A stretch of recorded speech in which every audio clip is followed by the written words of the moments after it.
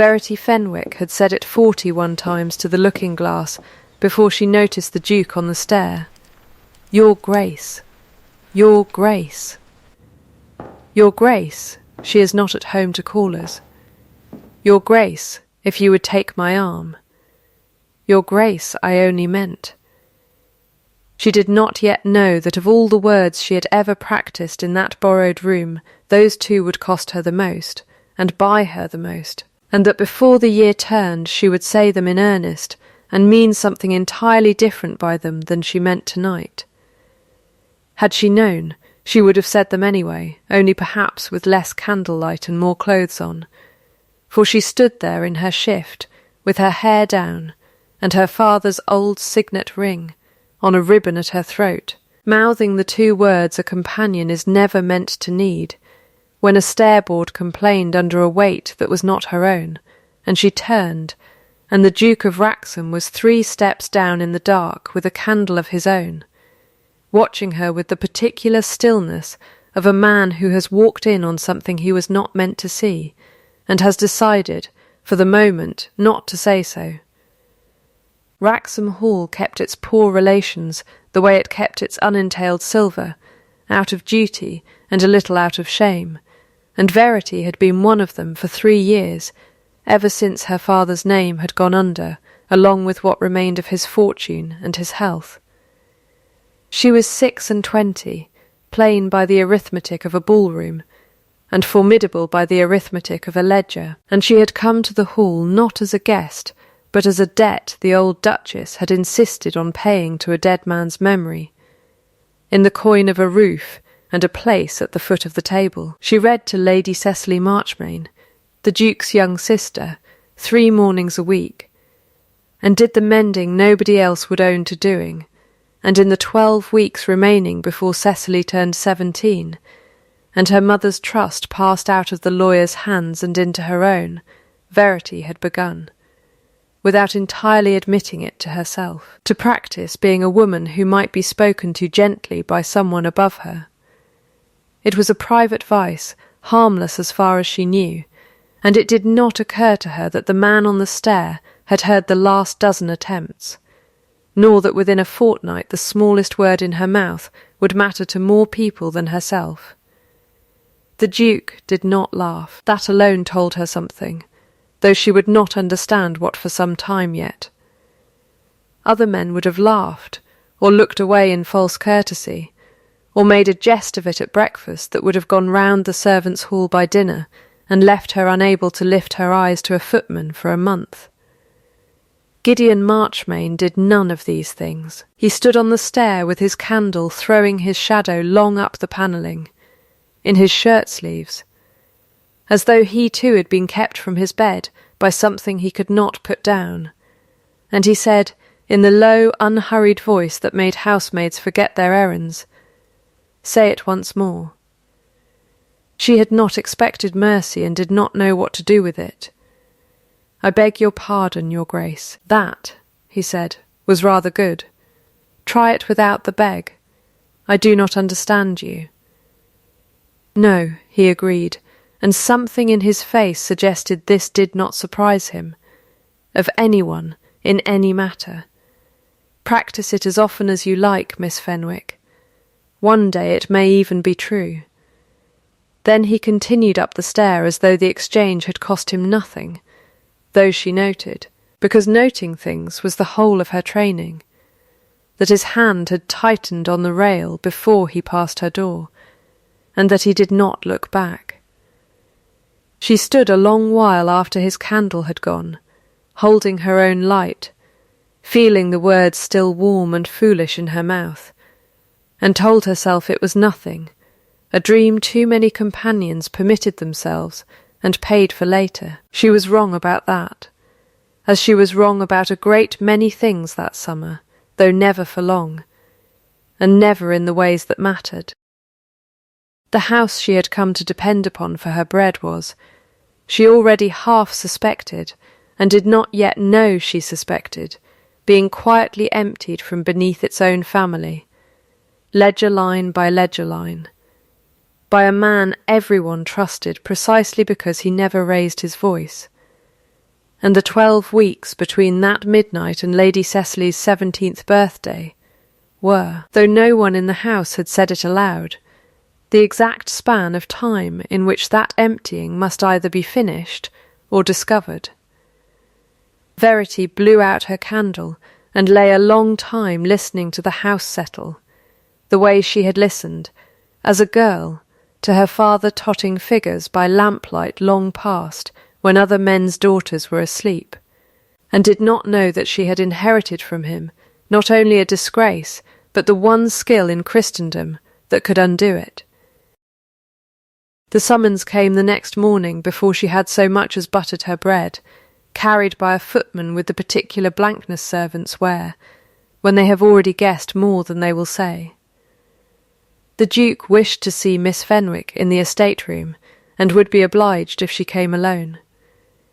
She went with her needlework basket still over her arm out of nerves rather than intention, and set it down only when she saw the ledgers stacked on the long table like accusations waiting to be read. Gideon did not rise from behind the table, which she took at first for coldness, and later understood for courtesy, since standing would have obliged her to curtsy, and curtsying would have obliged them both to remember, in daylight, what had passed between them on the stair. "Your father kept books for this estate for 11 years, he said, without preamble, the way a man opens an account he has been dreading. I am told he kept them well, until the year he did not. He kept them honestly every year, your Grace, including the last. That is not what the magistrate found. The magistrate found what he was shown. She had not meant to say it so plainly, and watched him mark the plainness the way another man might mark a hand of cards. I did not call you here to relitigate a coroner's inquiry from 3 years past, he said. I called you here because Mr. Corbyn's rent rolls do not agree with Mr. Corbyn's ledgers, and Mr. Corbyn's ledgers do not agree with the bank, and I have neither the time nor, I confess, the particular eye required to say with confidence which of the 3 is lying. You have your father's hand for figures.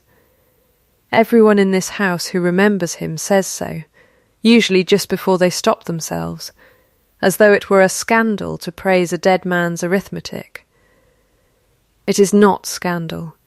It is only inconvenient, if the daughter still has the eye and none of the position to use it.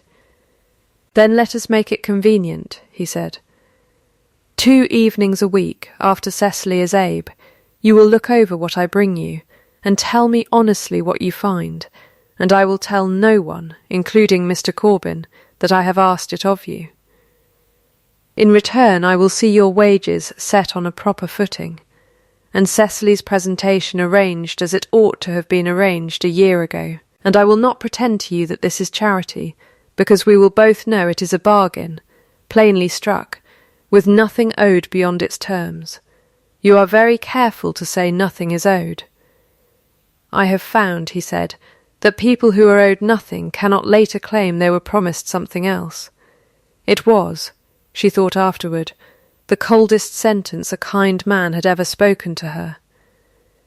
And she did not yet have the vocabulary to know that a man guards his softest places by speaking of them as accounts. She agreed, because a bargain plainly struck was more than she had been offered in 3 years at Wrexham, and because some stubborn, unkillable part of her wanted to be useful in the one currency she had never lost. Mrs. Hodding, the housekeeper, caught her in the still-room passage an hour later smelling of beeswax and peppermint and disapproval in roughly equal parts. 2 evenings a week alone with his Grace over the account books, she said, and you looking like a woman who has swallowed a candle whole. I have kept this house 40 years, Miss Fenwick, and I will tell you the one thing 40 years teaches a body about dukes and ledgers both. Neither one balances itself, and both will ruin you if you trust them before you have checked the sums. I am only checking sums, Mrs. Hodding. So was your father, I dare say. The year they hanged his name for another man's thieving. She said it without unkindness, the way a woman states weather, and it was the first time since her father's death that Verity heard the injustice of it spoken plainly by someone who was not obliged to comfort her, and she found she preferred plain speaking to comfort, the way a starved woman prefers bread to praise of bread. That night, alone, she took down the small green book bound in her mother's old work-basket cloth that she had carried from her father's house, and never once opened past its first page of receipts for lavender water and a cure for the croup, and she looked at it a long while by candlelight, without knowing why, before she put it away again, unread. The way one puts away a thing whose time has not yet come. Mr. Josiah Corbin had the gentlest voice in the county, and everyone who worked under him agreed that this was the surest sign of danger a sensible person could ask for. He found Verity 3 days later in the Rose Walk, ostensibly to discuss the ordering of preserves for the winter stores, and stood close enough that she could smell the bergamot pomade he wore too heavily for a man of business, and said, turning the signet ring on his smallest finger as he always did when his mind was elsewhere than his mouth, "I understand His Grace has been troubling you with figures in the evenings. He has asked my assistance. Yes, how good of you to give it. Figures are such an unforgiving mistress. They forgave your father nothing, as I recall, though I have always thought the poor man more careless than wicked. Carelessness runs in families, in my experience, the way a weak chest does, or a fondness for cards. My father was neither careless nor wicked. Mr. Corbin, of course not. Forgive an old man his old opinions." He smiled, and the smile did not reach any part of him that mattered. Only I should hate to see a second Fenwick undone by numbers that were never truly hers to carry. There is a particular sorrow in it, don't you think, watching a daughter walk into the very trap that closed on her father, out of nothing worse than a wish to be useful. He left her among the roses, with the specific chill of a threat delivered as sympathy, and she stood turning his words over the way she turned over sums that would not close, certain there was an error in them somewhere, and unable yet to find its line. Below stairs the household had already begun to talk, the way households always do, of the companion who was let into the estate room after dark, and the footman who had begun a modest book of wages on how long before his Grace's aunt heard of it, and descended from town to put a stop to it. Cecily, who noticed everything and forgave everyone, only laughed and said she was glad of it, since her brother had not smiled properly since their father died, and Miss Fenwick at least made him frown in a new and interesting way. It was in the 3rd week of the arrangement, going over the McElmus rent projections by candlelight with Gideon across the table, and the house gone quiet around them, that Verity found the first thread loose enough to pull. A receipt for seed corn from the home farm, dated the 9th of August, written in Corbin's own careful copperplate. And beside it in the ledger proper the same purchase entered a full week later, and at a sum she was nearly certain, from the tenant's own complaints at the Michaelmas gathering, was higher than what had actually changed hands. One entry alone was nothing. A smudge, a tired clerk's error. She said as much to Gideon, and watched him accept it as such, and filed the date away regardless in the small private ledger of her own mind, the way her father had taught her to file every irregularity, however slight, against the day when a pattern might ask to be seen. She did not yet know that the day was coming faster than the 12 weeks would comfortably allow, nor that the man who had planted the seed of doubt in the Rose Walk had done so not to warn her away from the books, but to make certain that when the pattern finally surfaced, she would be too frightened of her own inheritance to trust what her own eyes told her. By the 5th week, the 2 evenings had become, without either of them quite naming the change. An hour that both looked forward to more than either would have confessed under torture. There was a particular pleasure in bent heads over a single candle, in the small domestic economy of passing a pen back and forth, in the silence that 2 competent people can share when neither feels obliged to fill it. It was over a knotted column of figures on tenant improvements. One wet evening in early September, with rain finding every loose slate on the east wing, that Gideon set down his pen and said, without any of the careful distance he usually kept, "You do this the way my father used to play chess." As though the board owed you an explanation, and you meant to have it before you left the table. "It is only sums, Your Grace." "It has never been only sums, in this house, for a very long time," he said, and something in the flatness of it told her she had touched a wound she had not known was there. "There is a thing I cannot yet lay before you, about your father and about mine. When I can, you will be the first to hear it, before Cecily, before Coyle, before anyone. I ask you to trust that it is not indifference that keeps me silent. I have not accused you of indifference." "No," he said, "you have accused me of nothing at all, which is very nearly worse."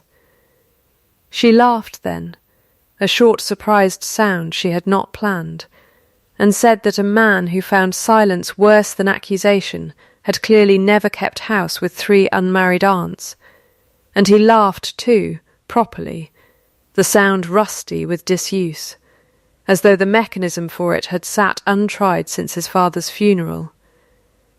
And she understood without being told that she had just witnessed something rare enough to be worth remembering. He looked, for a moment, entirely unlike a duke, and entirely like a man who had forgotten, briefly, to guard himself, and the forgetting suited him. "There," she said. "Was that so very costly?" "More than you know," he said, sobering, "and I find I would pay it again." The rain kept on outside the windows, present and continuous the way weather is when it means to be remembered later, and neither of them moved to end the hour, though the candle had burned low enough to want changing. And it was Mrs. Hodding's step in the passage, deliberately heavy on the last 3 boards as a courtesy of warning, that finally sent Verity back to her own room, with her pulse behaving in a manner no ledger could account for. She did not sleep well that night, not from unhappiness, and lay listening to the rain, and thinking that a man who confessed to owing her a secret, and named the order in which he meant to pay it, had told her more of his heart than he perhaps knew, and that whatever the thing was that lay between his father and hers, she would rather have it in the light than left, as her own father's name had been left, to rot quietly in the dark for want of a witness brave enough to hold the candle. The blow, when it fell in front of witnesses, which was the particular cruelty of it, for Corbyn never did anything Josiah Corbyn could not afterward describe as regret. Sir Robert Coyle, the trustee charged with Cecily's inheritance, had come down early from town to look over the preliminary accounts before the formal Michaelmas audit, a courtesy visit that Corbyn transformed. With the ease of a man who had planned for exactly this occasion, into a tribunal of one. He laid before Sir Robert, in the estate room, with Gideon and Cecily and Verity all present, a page from the current year's ledger showing an altered figure in the timber accounts, the correction written in a hand that anyone who had ever received a note from Verity Fenwick would recognise at 20 paces. "I do not say Miss Fenwick meant harm," Corbyn said, turning his ring, his voice pitched low and regretful, and perfectly audible to every corner of the room. "I say only that her father's methods appear to have survived him, and that a woman schooled at that particular knee might correct a figure without entirely understanding that correction, however well-intentioned, is itself an alteration a trustee is bound to view with suspicion. I found the entry only this morning. I confess I did not know how to bring it forward without paining her, or his Grace, given the closeness of their late evenings together, which the whole house has remarked upon. Sir Robert's face did the careful, closing thing that magistrates' faces do, and Cecily's went white with an anger she was too young to properly aim, and Verity felt the floor of the last 3 years tilt beneath her, because it was true, in the smallest, most damning way it was true, that she had corrected a transposed figure in that column 10 days before, at Gideon's own request, in his own hand's absence, exactly as her father might once have corrected a careless clerk's arithmetic, and that the very competence she had been asked to lend in secret had now become, in the space of one gentle sentence, evidence of a hereditary crime. What had been her safety, the one thing that had made her useful and therefore wanted in that house, had become, in the turning of a single, well-placed accusation, the rope by which she might be hanged in her father's company. She looked to Gideon, and saw him standing very still, the particular stillness of a man taking a blow without letting his face report it, and understood, with a cold clarity that had nothing to do with anger, that whatever he said in the next 30 seconds would determine not only her position in that house, but the whole shape of what she had allowed herself, foolishly, to hope for since a midnight on the stair. The correction was made at my instruction, he said, at last, and I will have the record show it. It was true, and it was not enough, and both of them knew it. For Sir Robert's careful face did not unclench, and Corbyn's soft voice, in its very softness, had already done the work it was designed to do. The quarrel came that night, low-voiced and terrible in the way quarrels are terrible, between two people who are trying very hard not to raise their voices in a house full of listening servants. You should have said it was nothing, Verity told him, instead of saying it was your instruction, which only proves to Sir Robert that you have been shielding me these 5 weeks, which he will read exactly as Corbyn wishes him to read it. I will not lie to a trustee to save my own comfort. It was not your comfort I was thinking of.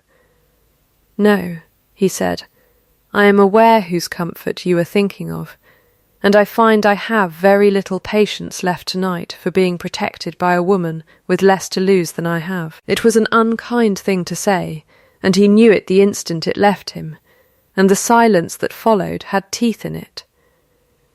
He did not apologize, not that night, not in words, though later she would understand the rigid set of his shoulders as its own kind of confession.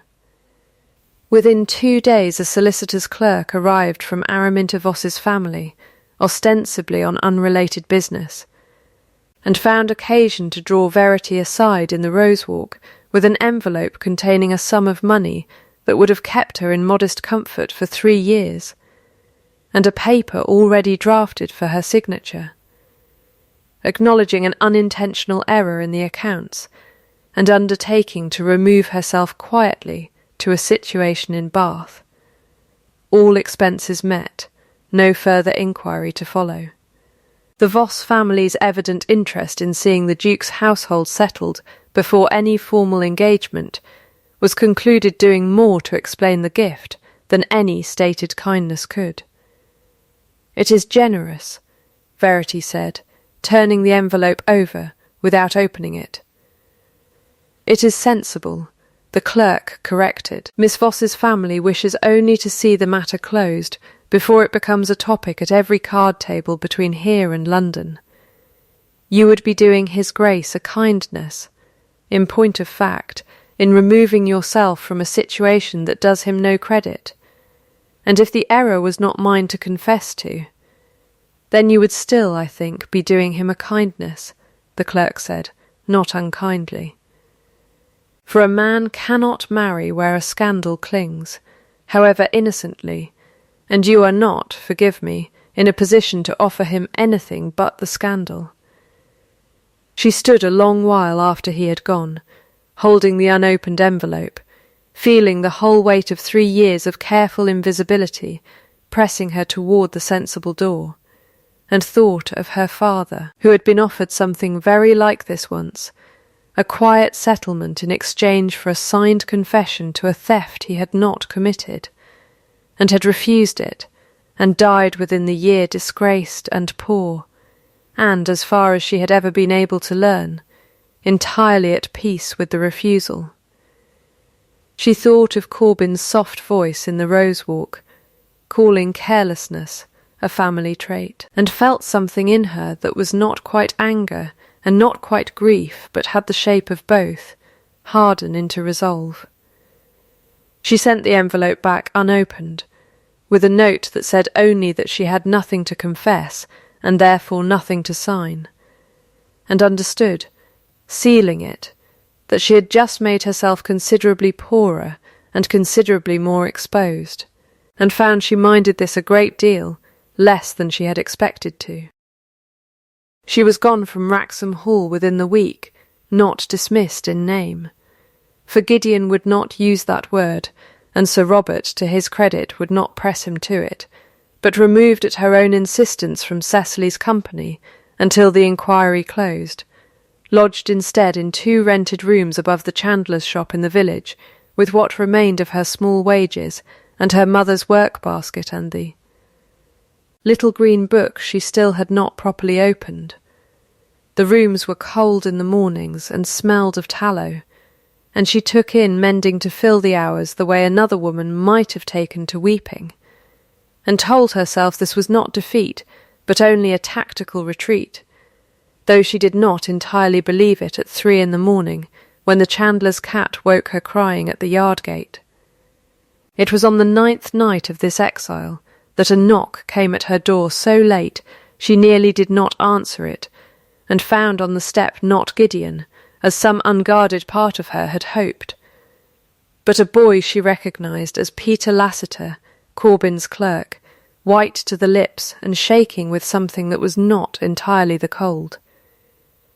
"I copied entries I ought not to have copied," he said, before she had even asked him in, the words coming out of him in a rush like water through a broken dam, "and I have not slept a whole night since, and I do not know what to do, and if he learns I have come here he will see me turned off without a character, or worse, and I have a mother to keep, Miss Fenwick, and I did not know, when I began, what the sums were truly for."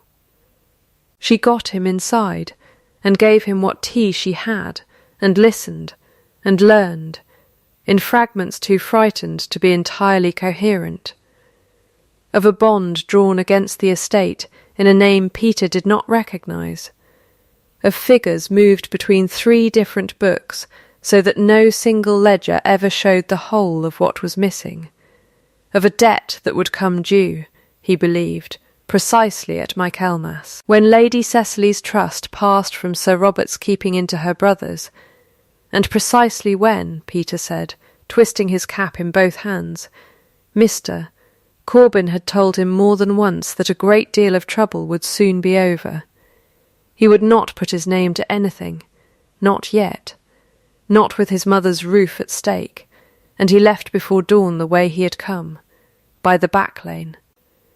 And Verity sat alone afterward with her cold tea and the certainty, at last, that the pattern she had been filing away for weeks had a shape, and that the shape was Corbyn's, and that somewhere in her father's old effects, if the trunk the solicitor had promised to forward from her father's last lodgings ever arrived, there might be the one thing that could prove it.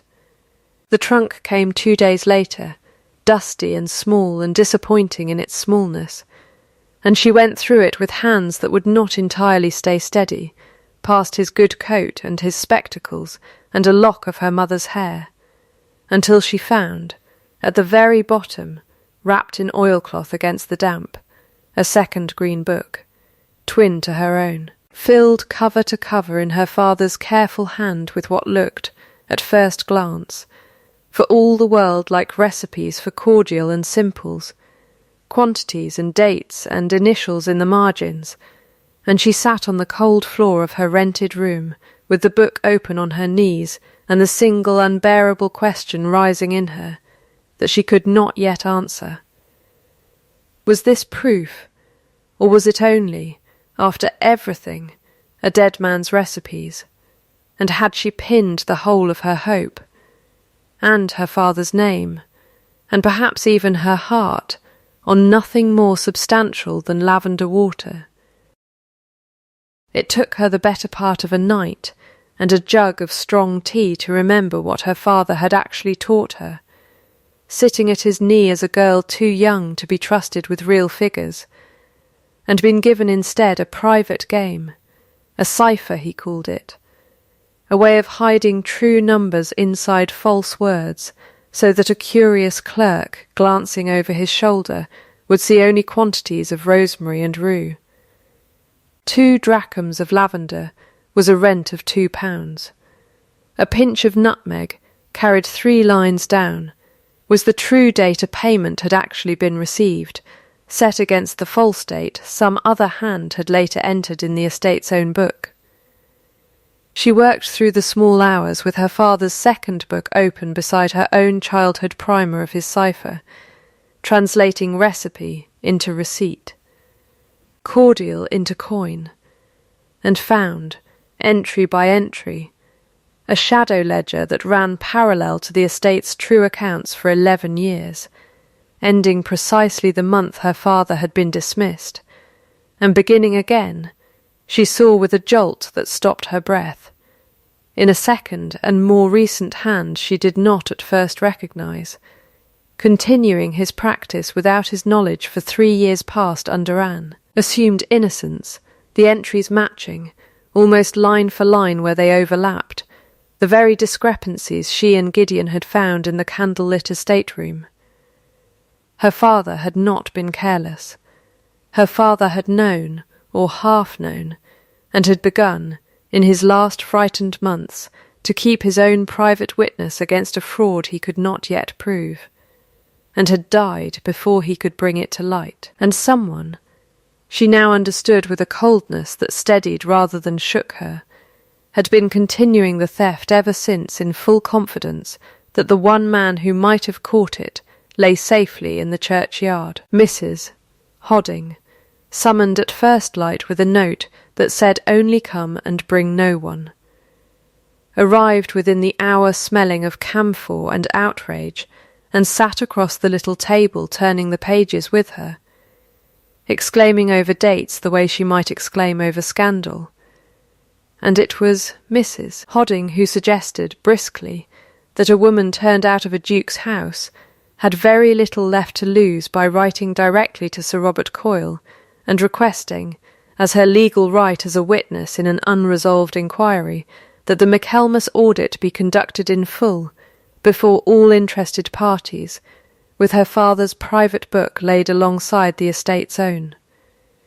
It was Gideon who arrived not an hour after that letter had gone, having ridden from Wraxham the moment word reached him that she had sent for Sir Robert directly rather than through him, his coat still dusty from the road, and stood in the low doorway of her rented room, looking entirely unlike a man who had spent 3 days convincing himself he did not miss her. "I have been a fool," he said, without preamble, in the manner of a man laying down a debt he has carried too long. "I told Coyle everything I ought to have told him 3 weeks ago, including a thing I had promised to lay before you first, and did not. Out of cowardice I will not dignify with a better name. My father knew Corbyn's figures did not close, the year yours was dismissed. He let the blame rest where it was easiest to let it rest, because Corbyn had papers that would have named my father's own debts to a moneylender, debts my father was ashamed of, and my father chose his own comfort over your father's name, and died with that choice unconfessed, and I have known the shape of it, if not the whole truth, for above a year, and said nothing, because I did not know how to hand you such a thing without it costing you something you had already paid too dearly for once.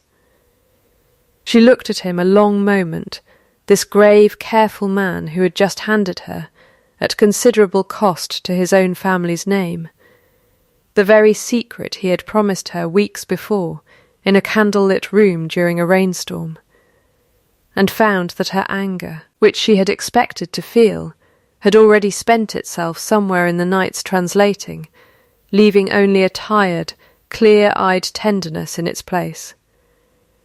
"Then we had better finish what both our fathers began," she said, in the light, before witnesses, where it cannot be misread again. He almost smiled at that, the rusty, rare thing she had heard only once before, and said that Araminta Voss, of all people, had sent word that morning, offering to attend the audit herself, having learned that Corbyn had attempted a very similar quiet arrangement against her own family's timber accounts 2 years before, and had kept her silence out of embarrassment until she heard what had been done to Verity. At which point, her note said, embarrassment had given way entirely to fury. Sir Robert Coyle convened the audit in the long library at Wraxham 3 days later, on a morning when the first true storm of autumn broke over the valley, just as the household assembled.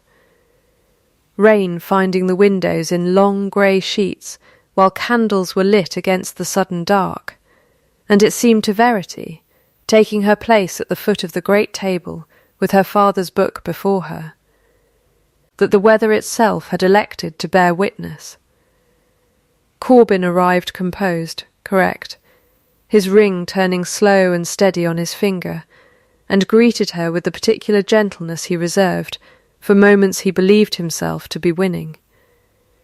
Cecily sat close by Sir Robert, very upright, very 16, very determined not to weep before the thing was decided. Peter Lassiter stood near the door, cap in hand, refusing to meet anyone's eye, least of all his master's. Sir Robert opened the proceedings with the flat, unhurried patience of a man who had chaired 100 such reckonings, and expected this one too, to resolve itself in the reading of numbers rather than the raising of voices. Corbyn spoke first, as was his right as steward, laying out the discrepancy in Verity's hand with the same regretful softness he had used before. And it might have carried the room again had Verity not, at Sir Robert's nod, opened her father's book, and begun, entry by entry, to read the shadow ledger aloud, translating cordial into coin before them all, and setting each translated figure beside the corresponding line in the estate's own current book, held up together to the library's tall windows, so the grey stormlight fell equally on both hands, her father's 11 years, and 3 more recent ones in a second hand, grown careless with confidence. The room went very quiet, the particular quiet of people watching 2 columns of ink refuse, however hard they are wished otherwise, to agree. A recipe book, Corbyn said, and for the first time his voice had lost some of its gentleness, proves nothing but that a dying man liked his cordials well measured. It proves, Sir Robert said, without heat, that Thomas Fenwick kept an honest private witness against a fraud he could not openly accuse, 11 years running, and that the fraud continued, in a second hand, after his death, using precisely his methods to move precisely the sums his shadow book records as missing. The question before us is not whether the book is genuine. I have had 2 clerks compare the hand to letters of Fenwick's undisputed authorship this very morning, and they do not disagree. The question is whose hand copied the September entries twice into the estate ledger 3 years running, entries that appear nowhere in the bank's own record, and who instructed that copying. He turned, not to Corbyn, but to the boy by the door. Mr. Lassiter. Peter's cap turned once in his hands and stopped. "I copied them," he said. So quietly Sir Robert had to ask him to repeat it, and repeating it seemed to break something in him that had been holding since the night he first knocked at Verity's door. I copied them because Mr. Corbin told me the bank required a second fair copy for its own records, and I believed him, God forgive me, because he has never once in 5 years raised his voice to me, and I did not think a gentle man could be a lying one. Whose instruction, Sir Robert asked again, gently, put the false figure into the fair copy, Mr. Lassiter, and not merely the copying of it?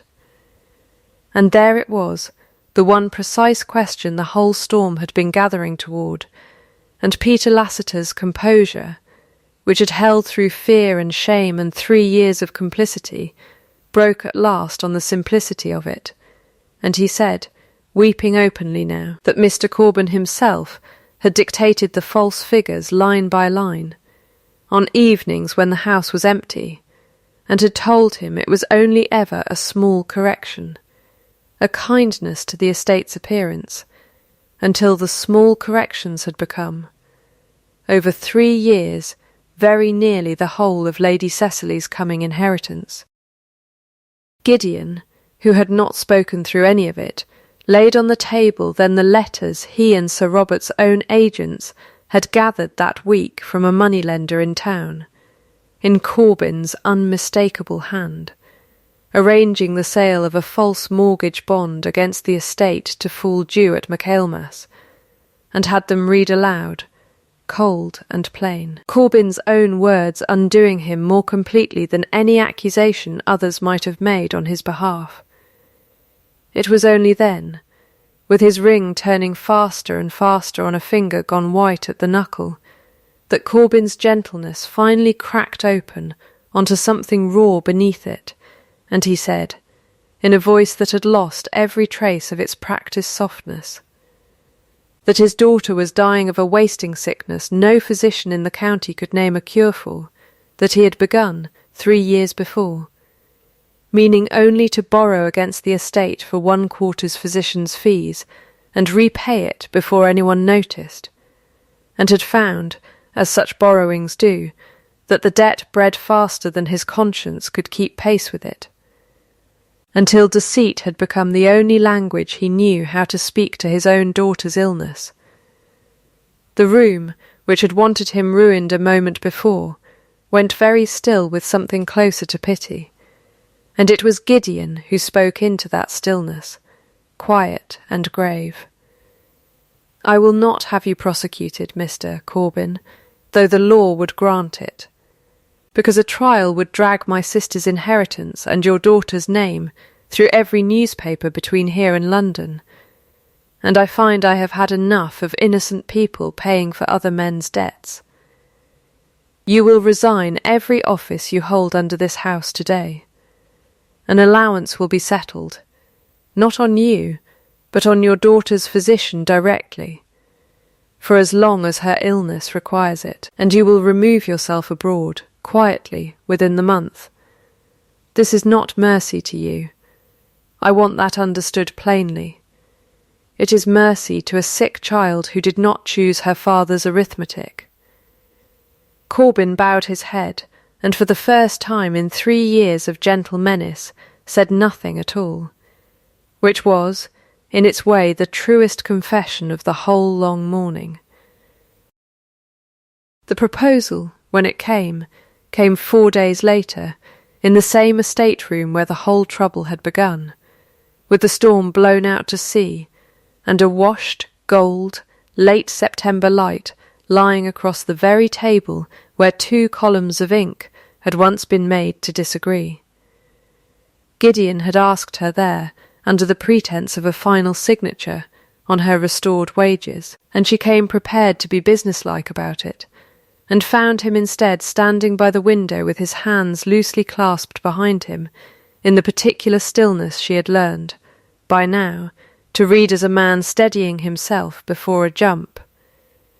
Sir Robert tells me your father's name is to be formally cleared before the county bench next week, he said. Cecily's trust is whole, and will pass to her, entire, on her birthday. Mr. Corbin sailed on Tuesday's tide. There is nothing left, Miss Fenwick, that either of our father's debts require of us. No, she agreed, nothing at all. Then I find myself in the curious position, he said, turning from the window at last, of having no bargain left to offer you, no wages to settle, no protection to purchase. Nothing whatever that either of us could call sensible. I have only the same 2 words I offered you once on a stair, at a very improper hour, which I have thought of nearly every day since, though I did not, until this week, have the right to say them without their sounding like payment for services rendered. And now? Now I have nothing to offer but myself, which is a poor exchange for a woman who has just proven she can read a fraud out of a recipe book, but I find I would like to make it anyway. Marry me because you wish it, Verity. It is the only reason I will take, and the only one I am offering. She stood a moment with the gold light on the table between them, and thought of a midnight and a stair and a candle, and said, "Say it once more," and watched him understand exactly what she was asking him to hand back to her, and he crossed the room and took her hands, ink-stained as they still were, and said, low and certain, "Marry me." And then, because he was learning at last to give a thing without dressing it as a transaction, added nothing further at all. They were married quietly in November, in the small stone church below the hall, with no more than 40 souls present, and Mrs. Hodding weeping unashamedly into a handkerchief that did not remotely match her second-best gown, and Cecily, 17 now and mistress of her own fortune, standing as the only attendant either of them wanted. Peter Lassiter, forgiven his part on the strength of his final honesty, was found a clerkship in a neighbouring county with a character written in Sir Robert's own hand. Araminta Voss, who had come to the audit expecting only revenge and left it, unexpectedly, with a friend, was married the following spring to Sir Robert's own quiet, bookish son, a match neither family had engineered, and both were glad of. Corbyn's daughter, the physicians wrote some months later, was mending, slowly, in a milder climate than England's, her father beside her, his crime unspoken of beyond the county's borders, his allowance paid without fail and without softness. Almost a year to the night from that first midnight on the stair, Verity stood again before a looking-glass at Wraxham Hall, no longer a companion's borrowed room but her own, a nightingale insisting somewhere in the dark yew below the window, and found herself murmuring the old 2 words once more, not in practice this time, but simply because they still felt strange and lovely in her mouth, Your Grace. When the stair complained behind her exactly as it had complained before, and she turned and found her husband there, with a candle of his own, watching her with no surprise at all. "Say it once more," he said, and she did, and this time neither of them needed to pretend it was practice. And if this story warmed you, the way a cold room warms slowly once the fire finally catches, then stay a little longer by this one before you go. Pull a chair in close, let the kettle sit warm on the hob, and tell me in the comments which line you'd have handed back first, if it had been you at that glass and someone dear on the stair behind you. Keep a place by the fire for next time, if you would, by subscribing before you slip out into the dark. Sleep well tonight, and be a little gentler with the ones whose ledgers never quite added up the way the world assumed. Practice your own hopes as often as you like. One day, if you are patient and honest with the numbers, they may even come true.